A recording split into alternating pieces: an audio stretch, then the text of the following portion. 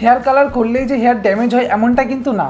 আজ আমি আপনাদের এমনই কিছু কালারের বিষয় শেয়ার করব, যেটাতে কিন্তু আপনার হেয়ারটা ড্রাই ড্যামেজ হবে না।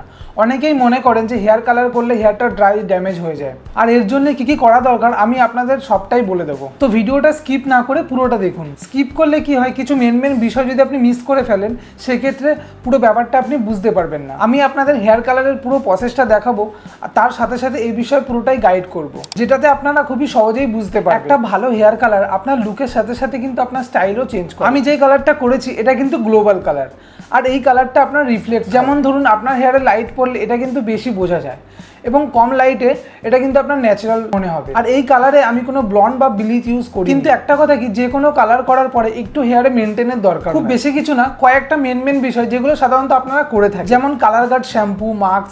কালার করার পরে যখনই আপনারা শ্যাম্পু করবেন, colour guard shampoo, colour guard mask বা কন্ডিশনার ইউজ করবেন। এতে কি হবে, আপনার হেয়ারের কালারটা অনেকদিন স্টে করবে, আপনার হেয়ারটা ড্রাই ও ড্যামেজ হবে, আর আপনার হেয়ারটাও ভালো থাকবে। আর এর সাথে সাথে আমি যে হেয়ার কালারটা করছিলাম সেটাও কিন্তু কমপ্লিট হয়ে গেছে। আপনারা দেখে বুঝতেই পারছেন হেয়ারে কিন্তু কোনো ড্রাই ড্যামেজ আসে। যারা ভাবছিলেন কালার করার পরে হেয়ার ড্রাই ড্যামেজ হয়ে যায়, তারা কিন্তু এই ধরনের কালার করতে পারে। আর কালার করার পর কি কি ইউজ করতে হবে সেটা কিন্তু আমি আপনাদের আগেই বলেছি। আর একটা বিষয় আমি আপনাদের বলতে ভুলে গেছি, এই ধরনের কালার করলে আপনার হেয়ারে যদি হোয়াইট হেয়ার থাকে সেটাও কিন্তু 100% কভার হবে। এখনো অবধি যারা এই ভিডিওটা দেখছেন একটা লাইক করে দেবেন, আর আমার চ্যানেলে নতুন এসে থাকলে সাবস্ক্রাইব করতে ভুলবেন না, তাহলে এই ধরনের ভিডিও আপনারা খুব সহজেই পেয়ে যাবেন। হেয়ার রিলেটেড আরো কিছু জানার থাকলে আপনারা কিন্তু আমাকে কমেন্ট করতে পারেন। সবাই ভালো থাকবেন, সুস্থ থাকবেন, আমার ভিডিও দেখতে থাকবেন। দেখা হচ্ছে নেক্সট ভিডিওতে।